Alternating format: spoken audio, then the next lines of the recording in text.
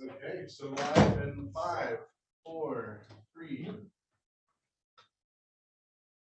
Welcome, everyone. We're delighted to have you here today for the UAA College of Engineering Professional Development Series. And I'm delighted to announce and introduce our awesome speaker, my friend and colleague, Jeff Libby. Today, he's going to be talking about providing an overview of all of the UAA federally funded centers here in UAA, including the Center for Strategic Partnerships and Research, the Arctic Domain Awareness Center, and the Applied Environmental Research Center, among others. But it's a really critically important part of what we do here at UAA is partnering with federal and other agencies to really be able to develop research and provide value. And so I'll just do a quick brief introduction of our friend Jeff, and then we'll turn it over to him. But Jeff serves as the director and executive director for several of these different research centers that are hosted at UAA, including, as I mentioned before, the Arctic Domain Awareness Center, or otherwise known as ADAC, the Applied Environmental Research Center, the Center for Strategic Partnerships and Research. And Jeff has been with UAA since 2012 and has managed over $30 million in grant funding. He currently serves as the principal investigator on 7 different awards. And prior to his this research and center assignment that he currently has, he was the associate dean at UAA's Community and Technical College and still teaches several classes there each year, including a field-based Arctic summer internship. So without further ado, I'll turn it over to you, Jeff, and thank you for being here with us today. Delighted to have you. Thanks, Lynn. Appreciate it. Appreciate the opportunity to be here. Thanks for being here in person, and thanks for being here virtually. I know there's a lot of folks that are online, so I can say good morning and good afternoon because I think there's a bunch of folks that are on the East Coast as well today.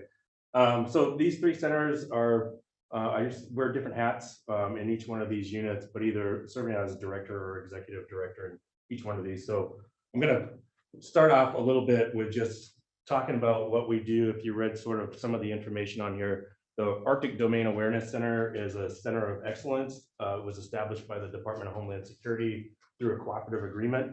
And then we also have a DoD center, which is the Applied Environmental Research Center, which primarily focuses on United States Army Corps of Engineers projects.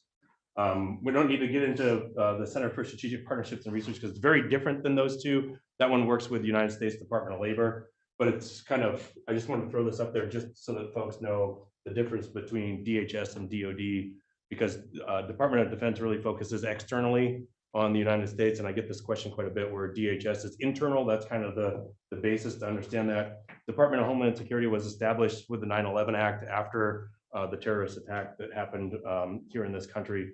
And when that was established, basically we moved a bunch of different agencies under Department of Homeland Security. So our biggest customer, our primary customer with the Arctic Domain Awareness Center is the United States Coast Guard. That's who we work with pretty much exclusively. So we're a maritime center of research through the Arctic Domain Awareness Center. And I just wanted to make sure that everybody kind of understood that. So kind of my role here in the institution where I've switched out of kind of the academic units is, I call it soft funded fun. It is to me, it keeps you on your toes all the time because this is kind of the world that I live in. It's grants, contracts, cooperative agreements, basic ordering agreements, subawards. CRADAs is another one. So it's a cooperative research and development agreement. We work with so many different federal entities and different agencies in the US government that we don't necessarily work in MIPRs because that's military interdepartmental purchase requests. So that's how different agencies internally transfer money in different military organizations. So for example, US Coast Guard can transfer money through a MIPR to ALCOM or back to the Army or something like that, but it's internal mechanism for them. And it's all the world of contracting. ESAs are an educational services agreement. So we also do that because part of our mission for each of these centers is workforce development and training the next generation of leaders. These acronyms on the bottom are things that I look for on a regular basis. So those are basically the same word that means the same thing, same acronym. So funding opportunity announcement, a request for proposal, program announcement, RFAs, and again, educational services agreements.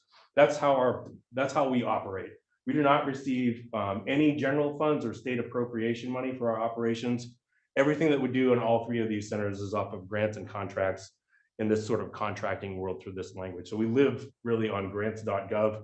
unless folks want to sole source money to us. So with the Arctic Domain Awareness Center, it is the longest standing Department of Homeland Security Center of Excellence. There's 10 in the nation. We're lucky to have this one in Alaska. Obviously, it is Arctic focused, given its name.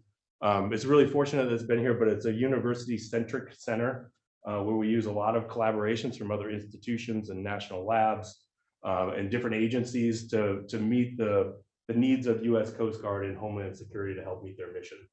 And kind of where that center really lies in what we want to accomplish for its mission needs and its objectives.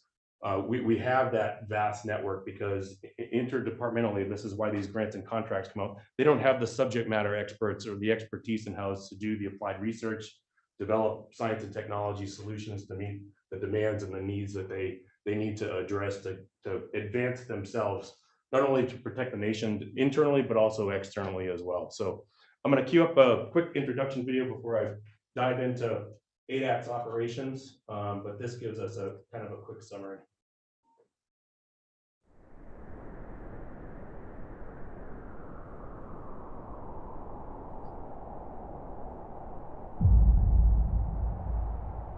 The Arctic, a vast frozen region where life has endured for centuries, in the face of great challenges scarcely experienced elsewhere. The Arctic is a harsh environment that has sustained native peoples, tested explorers, and continues to reward only those who commit to understanding its many complex, interconnected systems. From the early days of the fur trade, which started nearly 4 centuries ago, the Arctic has proven a difficult and hazardous operating environment for people coming from lower latitudes. From the extreme environmental impacts of freezing cold, destructive wind, and hazardous ice, to the logistical challenges of small communities separated by hundreds of miles of roadless, trainless, and yet hazardous terrain. There is a unique tyranny of distance in the Arctic, unmatched elsewhere on Earth. Ever since becoming an Arctic nation in 1867, the Arctic remains strategically vital to the United States. As Arctic sea ice continues to diminish seasonally, the region attracts more attention by an increasing number of governments, organizations, and people who see the Arctic as an opportunity, which potentially competes with U.S. national interests. The U.S. Department of Homeland Security and the United States Coast Guard serve as the United States' visible sovereign presence to safeguard and secure American territory and national interests in the Arctic. The Arctic region continues to experience unprecedented change in terms of environment, weather patterns, and human activity. Rapidly warming trends have contributed to decreasing extent of Arctic Ocean sea ice and spurred seasonal increases in storm severity via significantly stronger winds and coastal storm surges buffeting shores across the North American Arctic. As the Arctic continues to warm, the foundations of coastal regions, securely frozen for centuries, are now thawing and becoming increasingly vulnerable to intensifying severe weather patterns. Across the U.S. Arctic, this thawing terrain has an unusually high susceptibility to erosion, which is of great concern to associated infrastructure and communities. As the Department of Homeland Security, the United States Coast Guard, and a close-knit community of Arctic-minded international, federal, state, tribal, and local partners diligently strive to acquire and maintain much-needed capabilities and operational resources, the Arctic Domain Awareness Center remains committed to increasing the effectiveness of current capabilities, developing and transitioning new tools in order to enable the decision-maker, maximizing operational efficiency, and reducing operational risk in the unforgiving Arctic.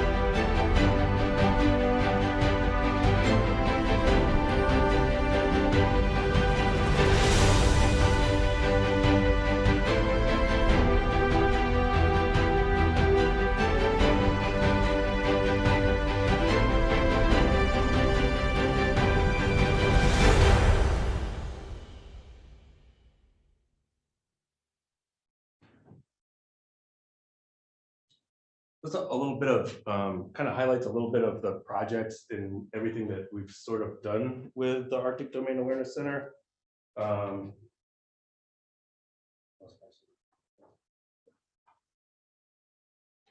I think I froze.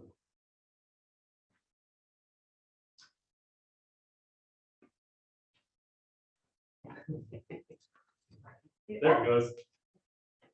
See this guy. Yep. Okay. I'm back in.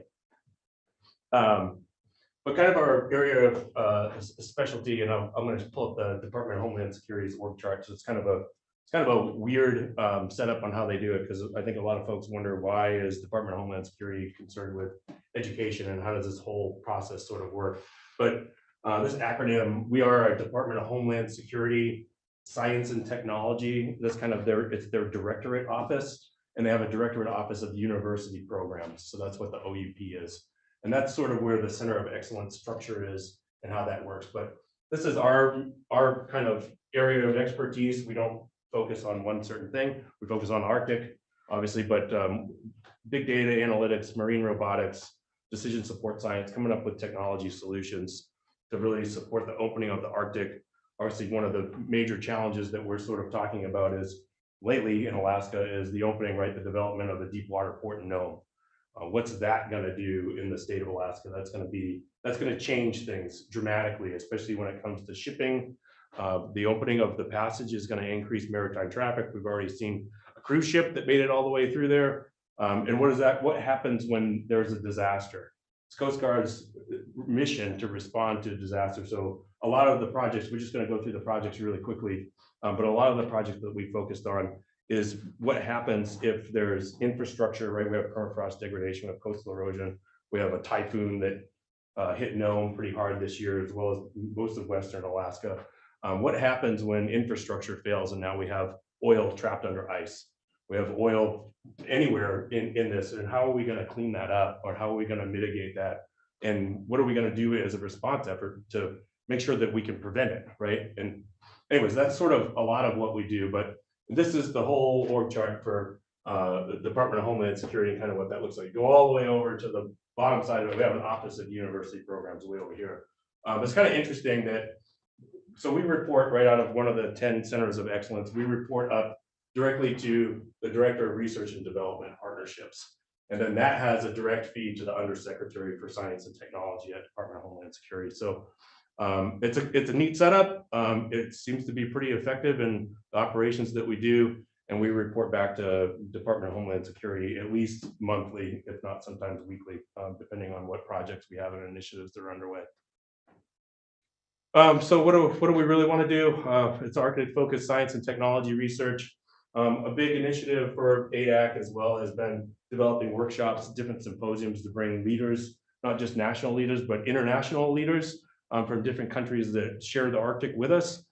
So Arctic Encounters was just last week, hosted in Anchorage. That's the largest symposium that's hosted in North America for Arctic research. And then there's another big one, a convention in Iceland, but we hosted that in Anchorage last week, and people from all over the world came to that event to talk about the issues with the opening of the Arctic. And then these educational programs are part of our mission as well. So we have a Arctic Summer Internship Program, we have a Workforce Development Program, as well as a fellowship opportunity. And I'm going to talk more about those opportunities as we get a little bit closer to the end. Some familiar faces on here with our we have Luann. Thank you. But this is sort of the leadership team. So ADAC was founded originally in 2014. As I mentioned, it's the longest running center of excellence that's been with DHS, especially focused in the Arctic realm. Kind of our leadership org chart. Notice that we don't really, this center does not connect to directly to an academic unit. Typically things are tied to a college. We're not. We report directly to the chancellor and the provost, and then straight up to the president. We have an executive board of directors that we connect with, as well as a team of executive counselors that make up a bunch of different agencies, including NOAA are part of that executive counselors, so that we're not just focused on the academic side of the house. So there are folks from kind of all over the place that help us meet our goals and our mission.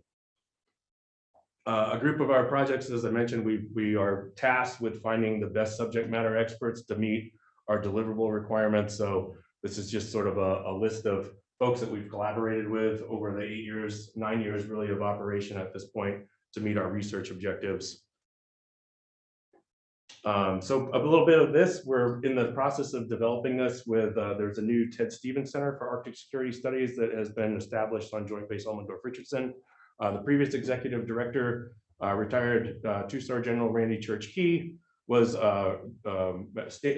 assigned from Department of Defense to stand up this DoD center on JBER, and we're working with them to develop this interdisciplinary degree that's going to have 4 different tracks. So this is going to be one track is Arctic security policy, Arctic security leadership, and then environmental security and Arctic defense operations.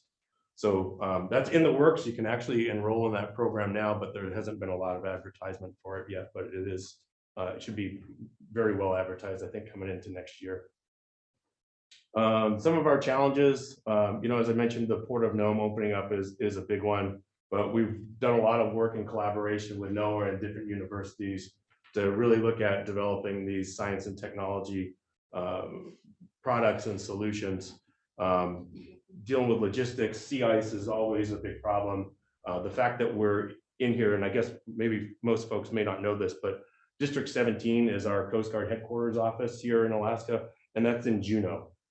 There's no Coast Guard footprint. There's no established location for them beyond where they are in Kodiak, which is their search and rescue operations. So we have Sector Anchorage on Joint Base Elmendorf-Richardson. Then you have District 17 office, which is in Juneau, and then they have their search and rescue operations on Kodiak. Other than that, moving northward, which is about 2,000 miles before you get up, around to Dead Horse area, Prudhoe, Kaktovik.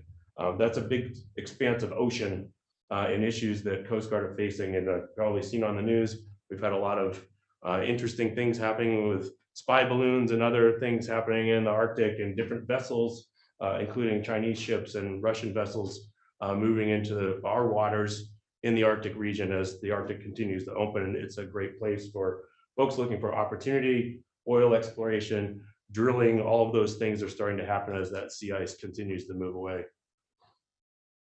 So I'm just going to go through ADAX projects real quick. I won't go through this. I will, at the end of the ADAX portion of this, I'll pull up the website. So if there's a specific project that anybody's interested in, we are required as part of our contract with Department of Homeland Security to have our own website that's not under the university system. So we have an adac.org website that has all of our publications, all of our research projects. Each one of our research projects also has a short video clip like the one that I just showed you, but it's very exclusive to that specific project, whether it's our long-range underwater autonomous vehicle, how we develop geofences, some of those things. So anyways, this is one of the projects. This was kind of led by Bigelow out of Maine, but this was mitigating the damage to Arctic copepods in Wenda applied dispersants. Dr. Pat Tomko, who's the chair of our chemistry department here at UAA, led this photo-enhanced toxicity of dispersed and burned crude oil to Arctic mussels project. And then we've done some oil, a lot of this is oil spill response work, oil spill mitigation type stuff. So modeling for improved response in the Arctic.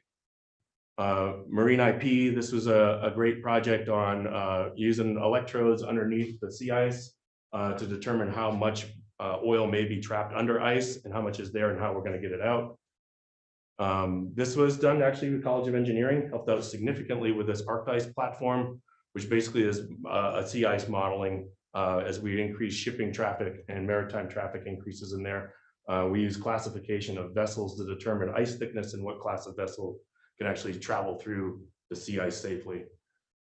This is a geofencing project that we set up. We were able to establish some overlays so that you can monitor fishing vessels. It's great for search and rescue, but it's also great for tracking foreign vessels that are coming into US waters. This was one of our flagship projects. This is our underwater autonomous vehicle. This was in collaboration with Monterey Bay Aquarium Research Institute in California, as well as Woods Hole Oceanographic Institute. Vehicles are capable of going out for, I think the longest we've had it out for is 27 days consecutively. It can self-charge. When it surfaces, it can send data back via satellite to either Coast Guard or Woods Hole. And then we can download all the information. So we were monitoring shipwrecks in the Atlantic to determine how much oil was actually leaking from them. We did a UAS project as well using drones. This was a kind of a pilot project that we did in Unalcleat where we trained a bunch of folks on operations of drones. So they took their FAA Part 107 license, got certified as drone operators. We equipped these unmanned aircraft systems with high definition cameras, and then we were using it to look at bulk fuel facilities to help Coast Guard with inspections. Communications, if you know anything about the Arctic doesn't have much for communications. It's pretty terrible, especially navigating any sort of vessel in that area. So the Air Force is really concerned with this, as well as Coast Guard. I think Alaska is concerned with it. So there's a lot of initiatives right now on what we're going to do with connectivity up there and in increasing satellites and kind of networks, especially as shipping traffic opens up more. Being able to communicate to dispatch search and rescue operations is really critical. Or if there's an oil spill, how are we going to get there when we can't communicate? This project is sort of ongoing. This is a Arctic Facilities Infrastructure project. We're working with Alaska Energy Authority, Coast Guard, and Department of Environmental Conservation on kind of the next phase of this. But basically, there's 384 bulk fuel facilities on Alaska's shorelines. That includes rivers, obviously along the coastline of the ocean. Trying to track this down and figure out when they were established. Some of these were established before there were even any codes in place, right? They've been around for a long time. We're dealing with permafrost. We're dealing with a lot of changes with sea ice, coastal erosion, and all of these are along the coastal communities in Alaska. So we're trying to identify which ones need to be repaired first. Do they need to be relocated? Are there other types of energy that are going to be better as we start moving some of these communities away from the shoreline and they need to relocate due to climate change impacts? And then what's kind of the next phase for energy? You know, there's been a lot of talk about using different nuclear power generations, microgrids. There's all kinds of talk about doing different things in the Arctic. So this is our next sort of big project, I think, that's going to come to fruition for ADAC. We've done a lot of high resolution modeling, especially with sea ice and different currents, Arctic more oil spill modeling, using vessel tracking for bathymetry surveying. The head for our long range underwater autonomous vehicle is interchangeable as well. So we're able to use that to basically lay out different maps for bathymetry on different in the ocean. Can detect as a heat sensing head that can go on it as well for search and rescue operations. We can use it to even track migrating whales. It's kind of a neat rig on what we've been able to do with a long range underwater autonomous vehicle. Crisis response, weather forecasting tools. Like I said, we've worked with NOAA quite a bit. And then we've also launched CubeSats before. That was one of our initiatives to see if this would be an effective way of enhancing communications in the Arctic. So we launched these out of Fairbanks. Fusion capability. So this project was taking a bunch of data and different sources of data and merging them together to come up with a platform for decision makers that was a really easy to use interface. And then we put out smart cams as well. So this was pretty interesting of putting smart cams out in buoys and putting them on different vessels as well, so that we have real-time observance to help out with this project, which was a community-based observer network. We can't be everywhere at once. There's 2 people at Sector Anchorage Coast Guard that are responsible for doing all the inspections for the bulk fuel facilities that I just mentioned, more than 384 of them along our shorelines. So with all of this sort of happening, they're supposed to do an inspection on all of those facilities annually. There's just not enough people to be able to do it in the season. So working with community-based observer networks has proved like a really great option, has worked out well, as well as putting up the smart cams. Obviously more with weather forecasting, coastal flooding. This was a really cool project that we developed some courseware to help out with POLA code and training folks. And then I'm going to switch over to this center real quick, and we'll do all the Q&A sort of at the end, if that's all right with everybody. So as I mentioned, ADAC was Department of Homeland Security. This center is DoD, Corps of Engineers mostly work. We do have another cooperative agreement with National Park Service because they need some assistance with basically doing the same sort of work that we're doing with providing public land managers with our environmental expertise and research capabilities system-wide. So Similar to ADAC, we don't have all of the resources that we need in-house or the subject matter experts to do it. So we use university faculty to help out with that and serve as principal investigators if we're not qualified to do that. So we also do archaeological work. We don't have an archaeological person in-house. So we use the anthropology department here to help out with some of those projects if they come out through task orders under our cooperative agreement with the Corps of Engineers. And typically what we can do is, if you're familiar with sort of how a faculty position works, they have a workload and typically it's 30 units on their workload, and we'll buy out a section of their workload to do this, these projects for us, or else we'll provide a summer assignment for them they can use kind of throughout the year, depending on what the projects are. But the projects are diverse. They're anything from looking at endangered species, invasive species, tracking salmon. We have a moose project as well. We do a lot of habitat work. We're contracted under our cooperative agreement to operate throughout PACAF, which extends all the way from South Korea, Kadena, Japan, across the Pacific Islands, kind of up the Pacific Northwest, all the way to the North Slope of Alaska. That's our cooperative agreement world. So we do have active projects currently in Hawaii.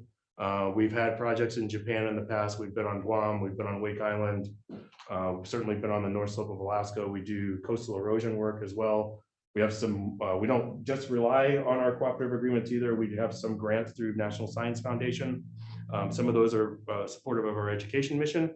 So we're doing some train the trainer courses. We're working with middle school and high school teachers to actually teach them coastal erosion processes, integrate STEM into their classroom, and they learn a little bit about GIS and geospatial analysis. And we're trying to bridge that gap and help them with curriculum development in that arena.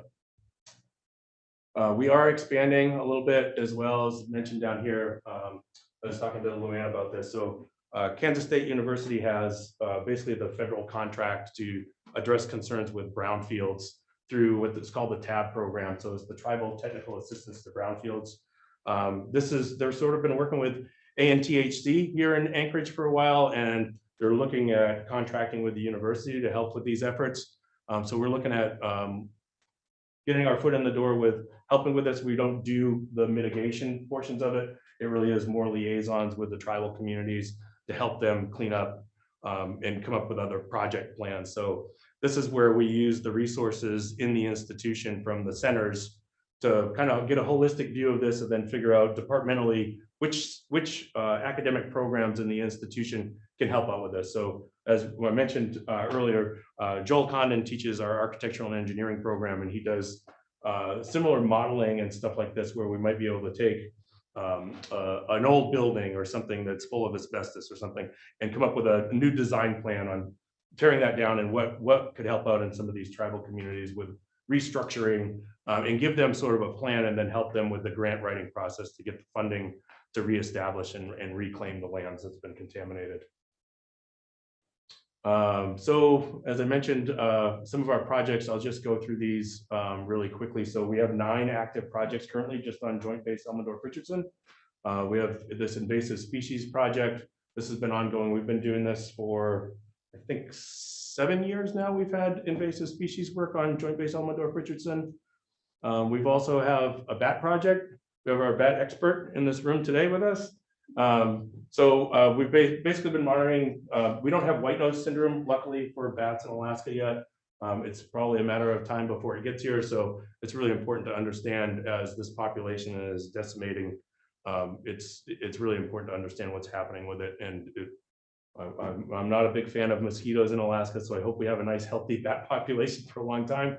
But kind of the way that Joint Base Elmendorf works and Department of Defense works, kind of interesting that we have all these environmental contracts with them, because they're obligated under the Sykes Act, which was established in the 1960s, basically that directed the military to clean up their act, not contaminate their lands anymore. So when they left a certain area, there needs to be cleanup that happens, similar to brownfields. We can't leave these areas with contaminants, fuels, and all those sort of things all over the place. So under the Sykes Act and their compliance, they also work with U.S. Fish and Wildlife Service and other agencies like Alaska Department of Fish and Game, Forest Service, and BLM, those different agencies to meet and sort of blend in the work and the conservation efforts that these other agencies are doing with DoD lands as well. We have an urban forestry project as well. So this is basically forest health assessment. This is kind of under an umbrella agreement that we have. It's about $500,000, a little over $500,000 annually to do forestry related operations and work for JBER. So this is a lot of GIS analysis. As most people know, kind of the forestry project started on our end because of the spruce beetle outbreak that happened in Alaska and even down in the Pacific Northwest. And it's decimating those. So the big piece of kind of the work that we're focused on with forestry is wildfire mitigation to make sure that JBER doesn't catch on fire and it spreads up through the Chugach, or even, you know, further up towards Eagle River and that area. So they are a huge installation. Geographically, if you look at it, JBER's footprint is almost the exact same size as the municipality of Anchorage. They're almost identical, so it really is almost its own other city. So they have, this is kind of important for our operations and kind of what we focus on. So they have what they call their integrated natural resources management plan. And that's sort of the work that we focus around is based on their management plan and their activities. So similarly, they don't have the folks in-house. They do employ biologists. They do have their own forester, but they don't have enough boots on the ground to actually do the work and the research that's needed. So we are the applied research folks that go out and help out with the different projects. And sort of on this is kind of the mission of a cooperative agreement as well, is that the cooperative agreement that we receive has somebody that's a POC on the end of the government, on DoD's side of the house. Very different than ADAC's cooperative agreement. But that biologist or that forester lays out a bunch of projects and says, I need to get these things done. And they try to get funding through DoD, through the Corps of Engineers.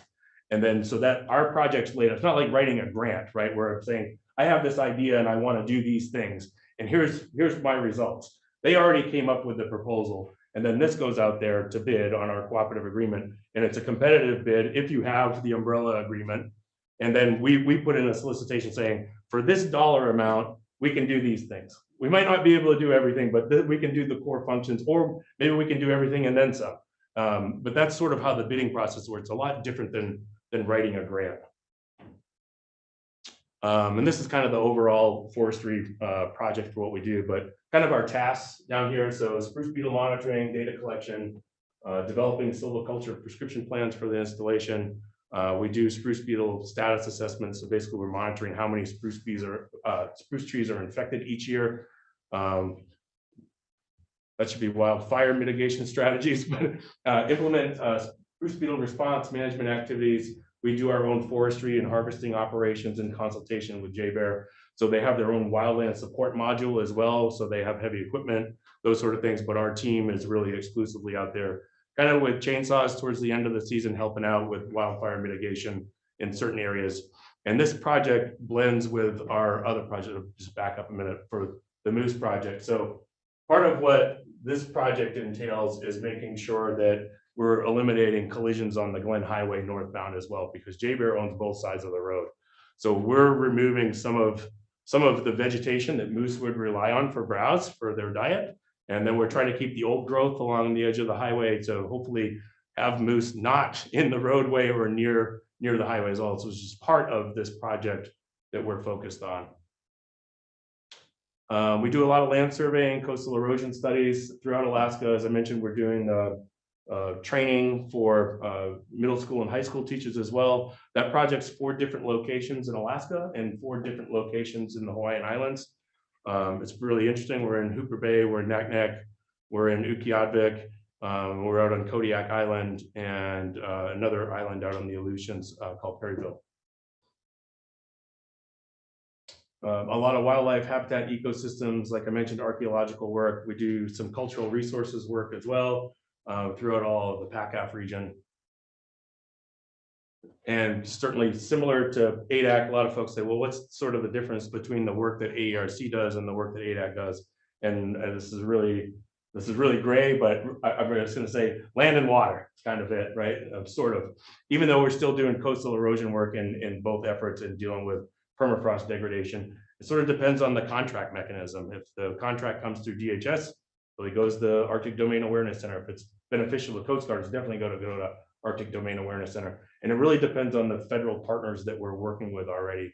So like I mentioned, this center is really working with mostly Corps of Engineers, DoD, but also National Park Service, ADF&G, BLM, sort of those agencies. The one project that I didn't chat about was our fisheries work, because we do a ton of fisheries work. So I just have this other short video that will queue up. This one highlights all of the fisheries projects that we have, which is the bulk of the work that we do. Living here in Alaska, we all recognize the importance of salmon. We fill our freezers with them every single year, but we're not the only ones who subsist off of this. It's incredibly important that we nurture these populations and conserve them as much as possible, because ultimately they're going to be an essential key to how the rest of this ecosystem grows and flourishes around us. My name is Samuel Franklin. I'm a research technician for UAA's Applied Environmental Research Center, the AERC, and I study salmon on Joint Base Elmendorf-Richardson. AERC is primarily concerned with collecting, analyzing, and applying a variety of natural and cultural resource data for the efficient management of public lands. We have projects in Alaska, Hawaii, Japan, Korea, and the Pacific Islands. And these projects primarily revolve around both active and former defense sites. So AERC consists of a core group of research technicians, as well as a mix of people involved in our apprenticeship program and some paid participants, primarily students from UAA. Basically, this is a great opportunity for people to learn how to do research, both in the field and in the office, things that are often not taught in the classroom. We're particularly concerned with salmon on Joint Base Elmendorf-Richardson because they are a primary element of the Cook Inlet beluga whale's diet. The Cook Inlet beluga whale is one of 5 stocks of beluga whales around Alaska, and there are estimated to be less than 300 remaining. So we're particularly interested in salmon because that is what they eat. The salmon projects that we work on primarily revolve around trying to quantify the number of fish that are moving through the waterways there. We have essentially 3 different sections to this, and we use a variety of different equipment to do this. In Otter Creek, we have something called the Vaki River Watcher. So this is an automated camera system that we have set up to run off of basically car batteries and a solar panel. It allows us to actually take video clips and stills of fish as they move through the camera system. It does, in addition to that, automatically count fish as they move up and downstream through there. Our system at 6 Mile involves just a conventional weir in which when the fish make their way up the fish ladder, they get trapped against the weir. So they're in this little holding area. We have a sign net that we use to round them up, and then we manually sample them. So this involves taking scales and fin clippings, depending on what we're allowed to do at a given year for genetic sampling. And then the fish that we don't genetically sample, we weigh and we measure and we quantify by species, and we do total counts. And then those fish are subsequently released from the weir on the other side into 6 Mile. So Eagle River itself is a particularly challenging environment. It's very, very cold. It's very, very fast. It's extremely turbid. But there are also large numbers of fish moving up that river. So we're very, very interested in that. The sonars help us get by all these particular quandaries by allowing us to see across the river, and we have 2 of them, so we have one on a higher frequency and one on a lower frequency, and that allows us to capture individual parts in terms of the range. Last year we had a major flooding event which wiped out our entire system on Eagle River, so we were forced, whether or not we were ready for it, to design something new for this. So we partnered with CTC over on UAA to develop a new weir system. So that involved welding up some different aluminum grate panels for the weir itself, and very particularly the most important part was the end piece that housed the sonars. So we came up with a new sort of triangular design that allowed us to ultimately protect the devices better, as well as be more accurate with our counts. Conservation work is some of the most important stuff that we can do, both on military managed lands and on public lands just in general. it's really easy to forget that we're an essential part of this ecosystem all the way around us and all the way down to the microorganisms beneath our feet. So it's really important to me that we understand that this stuff is going to be around for generations after we're gone, and we want to make sure that it is still there and flourishing when that happens.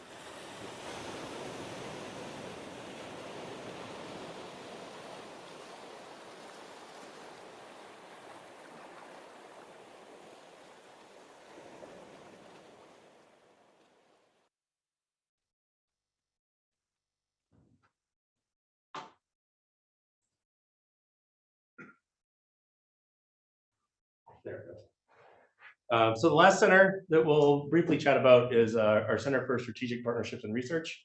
So this is a little bit different. Like I mentioned, this is a Department of Labor kind of center where we run all registered apprenticeships that the university provides through this center. That's where the sponsorship is held. We have a really unique apprenticeship opportunity that was created with USDOL for research technicians. And I thought we would get a ton of undergrad students in it, and we end up getting a bunch of grad students, and it's really neat. So basically, you come to work for the Applied Environmental Research Center as a seasonal hire for 1 year. That qualifies you into this apprenticeship program. It's a 2-year apprenticeship. The second year, you get hired on in the summer, but you come in as a temp staff person. And as a temp staff, you're working 40 hours a week for us. And then if that works out well and you still like the work that you're doing, we move you into a full-time staff position that's not temp anymore, that's benefited as the wrap up the second year of your apprenticeship, and then you're done. And at the term end of your apprenticeship, we offer you a full-time job, assuming that we have grants and contracts and funding available.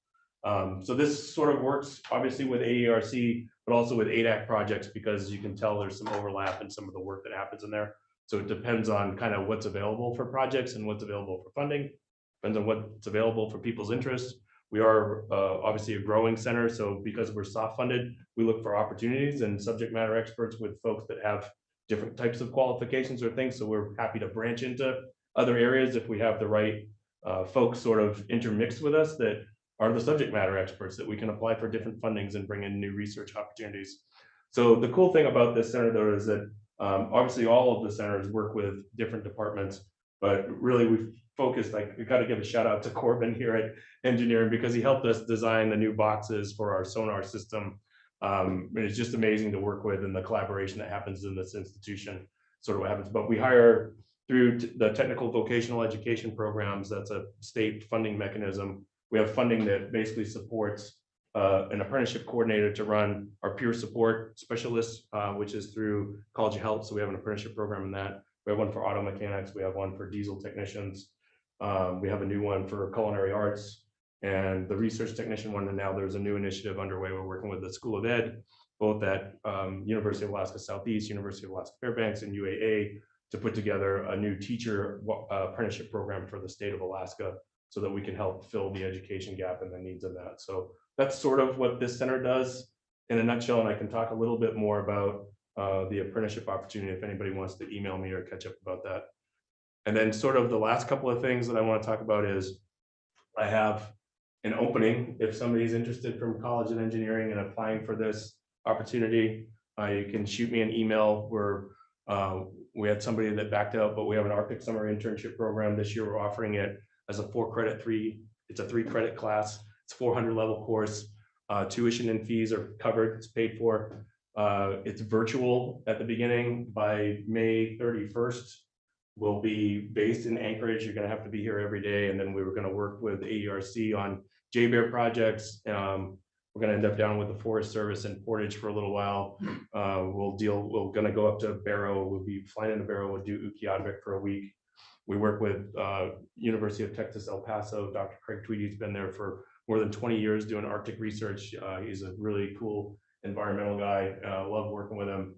We'll end up staying at the Barrow Arctic Research Center while we're there, and then we'll get immersed in sort of this culture, and we'll do all kinds of cool research activities while we're there. And we engage with a bunch of scientists that are staying at the BARC. So the research projects all vary. We usually get a tour of the Utilidor, which is the most expensive Utilidor in the world. It's built from wood that was shipped there from the Mount St. Helens eruption. It's the most bizarre thing. The most expensive Utilidor is actually not in the world. well, sort of is. It's on the space station, right? But the next one is actually in Utqiagvik. It's really cool to see. We work with our search and rescue folks up there, as well as they have their own fish and wildlife service as well that we were able to connect with each year too. So it's really cool, unique experience. If somebody's interested in that, we have a spot open. So, and the other thing that I'll mention is I talked about the opportunity with AERC through the apprenticeship program that the Center for Strategic Partnerships and Research has. But we have this opportunity as well. What the Applied Environmental Research Center offers is a $1,900 per month stipend. This year, we're going to offer 6 credits of field-based studies. Again, no cost to you. Tuition and fees are covered through grants and contracts that we've been awarded. The different projects that I mentioned those are all active AERC projects, including all the fisheries projects that were mentioned in the video. So salmon surveys, we have a bat project this year, invasive species, and then I'll have 4 different forestry related projects as well, including our moose work and habitat assessment type stuff. So that's available, and we're always looking for students to participate in that. We need probably another 3 to 4 students, probably for AERC's work this year. And as far as the Arctic Summer Internship Program goes, we'll have that goes out because we still focus on the DHS mission, even though that cooperative agreement changed to really focus it on minority serving institutions. So we'll have 2 students from the University of Texas, El Paso joining us. 2 students are coming from Harvard. I believe we have one from Dartmouth. Illisavic College, which is in Barrow, should be attending as well. UAF will be there. They'll have somebody that's working with Dr. Jessica Guerin on drone stuff out of one of their centers at UAF. And then we may have a couple of folks from Mississippi, University of Mississippi joining us as well. And obviously some UAA, I know we have a CAS student, and I think we may have a CTC student. So another spot for College of Engineering student if somebody is interested in the Arctic Summer Internship Program this year. So with that, I'm going to wrap up and I'll turn it over to Q&A.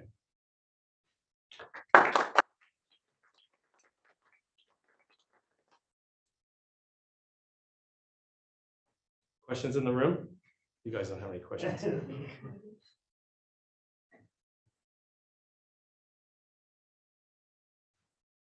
I'll ask one. Okay. I know Go you ahead. mentioned that ADAC is the longest running center for Center of Excellence over 8 years. What is typical for a Center of Excellence? So the cooperative agreement for all the DHS centers originally, when they announced that they were going to put these out there, was 5 years. And since that happened, so ADAC had the award for 5 years, and then typically you would get a no-cost extension to go beyond 5 years. It should have ended at year 5, but there was other funding, and ADAC was doing amazing work and research. So funding came in, we moved through year 6. We did amazing work again, and DHS really loved us, and they said, ADAC should keep going. So we moved to year 7, and then it was year 8, and then it was like, okay, we just can't keep this center going. So all of the new COEs that are coming out authorized under Department of Homeland Security are now 10-year centers, because 5 years wasn't enough to really get them fired up. DHS puts this huge amount of money into them to get them rocking and rolling, and then you start doing all this research, and then it's just like, okay, so let's keep them going. So now they've decided to keep them going for 10 years. So yeah. Yeah, so first of all, Jeff, thank you so much for being here with us today. And it's really warms my heart, honestly, because I was part of the team that got ADAC started from the ground up in the very beginning. And it's just amazing to see all of the great work that's been done over the time frame that it's been in existence. And it's probably going to be hard to pick, but if you were to look at, particularly with ADAC, what would you say besides which projects do you think, in your opinion, have made the most fundamental difference, either based on foundational technology that will go forward or things that are now in practical use that center has delivered in terms of value to the mission? Yeah, I think and there's been a lot of projects, more than 30 projects through the Arctic Domain Awareness Center. So to pick one, my favorite is the one that they're continuing on, and that we're finding other funding because it's so in demand, which is the Environmental Risk Index project. Because basically we put together this index, we modeled all of these different bulk fuel facilities and the infrastructure to figure out where those strengths and weaknesses were, and then how to identify when things need to either move, right? We need to relocate things, or we need to change. We need to change what we're doing. But kind of the future of that now is collaboration, right? Not only with Coast Guard, but now that project sparks so much interest with other institutions, including NOAA's in there, but University of Texas El Paso is interested in it. Denali Commission's interested in it, Alaska Energy Authority, and all of these rural communities. Like, well, what are we going to do now if there is a problem? So that one is just really taken off because I think a lot of folks are nervous, right? What's going to happen with permafrost degradation and the coastal erosion and these fuel facilities sitting right up against the shoreline, and we need a plan. And I'm really excited about, this is something that I've always loved about this type of work that you guys do in all three of these centers, but just the bridge between what academic institutions are doing and the needs in the community for whatever those resources or that value is, and being able to create that bridge that not only brings really critical research forward, but opportunities for students and faculty to be, I love the whole hands-on nature of all of the work that's being done, because it really helps people to understand on the ground what those issues and concerns really are. It's not theoretical, it's practical, and you feel like you can actually make a difference. So it's really exciting to see the relevance and the impact that's coming from this work. So congratulations to you guys and your teams, because it really is important work. So thank you. Well, thanks for helping get ADAC established initially. It's done it's been a wonderful job. And then it's kind of the blessing. I mean, I feel like I have the best job in the world, right? I get to collaborate with all of the different colleges, all these different institutions to kind of fix problems and work with all these communities as well. So it is pretty neat, the network and the folks that want to be involved in the work. And then it's sort of how to tie in the different academic programs and the classroom piece of it and engage students. That's our mission at the university. And it's nice to be able to host centers like this and at a venue where you have all of these subject matter experts at your disposal to help out and solve problems. So. Yeah, one of the challenges, it seems, that at least I observed then and still do, is that so much of the kind of synergistic value is when you can bring a lot of the interdisciplinary thinking to these problems.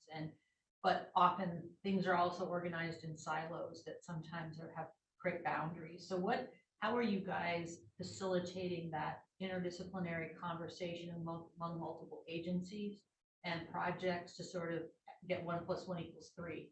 Yeah, so that's a big piece of what ADAC did with hosting a lot of the workshops and symposiums over the years. And now we are working exclusively with the Coast Guard and the EPA, as well as Department of Environmental Conservation. And so the University of Alaska Anchorage is hosting the Arctic and Western Area Committee meetings, and we're hosting them all at Gorsuch Commons. And then we're putting all the leaders in the state kind of at these different levels to make sure that we're all in cooperation and understand who's on first or who's already working on this project. And, oh, I didn't know I was doing the same thing, but how can I help? So it's putting a lot of the leaders together and now starting to engage, now that we've taken that on, really engage university personnel and folks as well in those conversations and expanding that area committee network so that everybody knows kind of the initiatives that are underway. Andy, do we have any people calling in with questions?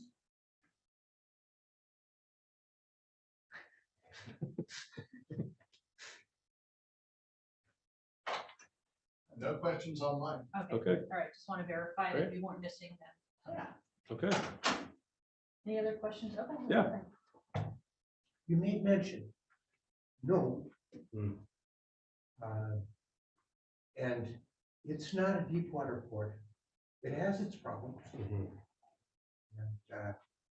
Anchorage, of course, is not a deep water port. So you're looking at something fairly similar. Are there other in the run? None that I am aware of. Really, the focus at the moment has really been Nome. And I know that initially there was a lot of talk whether it was going to be Kotzebue or it was going to be Nome. And yeah, anyways, it ended up being Nome. But I haven't heard any other major ports that we're gonna get established or in the works. That answer, is that what you meant? Well, if you're going to build a port, you need material. And the Kuskokwim and Yukon River material is not that good. So you start going over toward Shagluk and some of the other areas that are around out there. And Nome is froze up most of the year. So, you know, I mean, you've got Kodiak on one side. You need something dramatically on the other side. And the chain starts to move you too far south. Yeah. The increased shipping, I know, and the traffic when that port goes in is a huge concern for Coast Guard at the moment. And not just Coast Guard, but I think Alaska rural communities that are on that shipping route as well, right? That really impacts how does that impact their way of life? That's a good question. We don't really know, right? We're actually doing some studies on that this summer to really look at how the communities kind of on that route are going to be impacted by this. Plus, you know, we've had quite a bit of, you say, with global warming, things are going to change. Yep. Most of our communities are going to be hit with that, especially in the West. Yeah, I think the typhoon was eye-opening for everyone. Yeah. Really devastating. That's not supposed to happen, right? A lot of things to do. Yeah, a lot of things to do, and it's moving quickly. That's the scary part of it, right? Oh, contact information. Yeah, let me put that on there.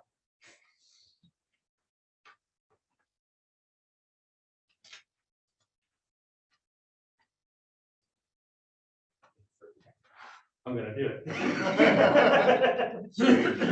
We're adaptable and divers.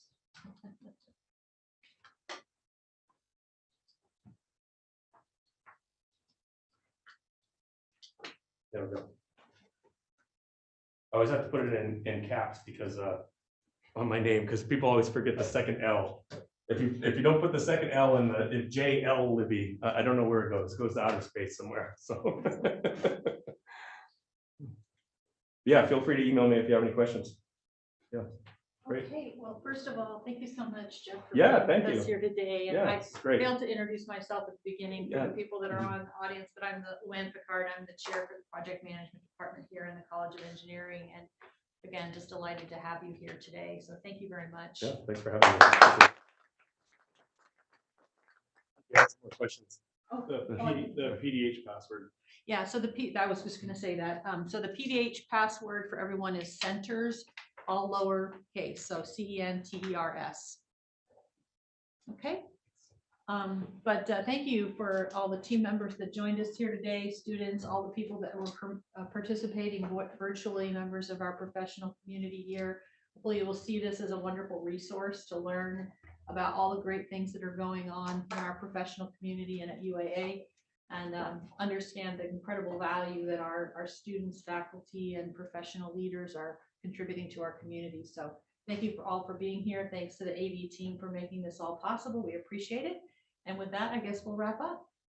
Thank you very much. Thank you, everyone.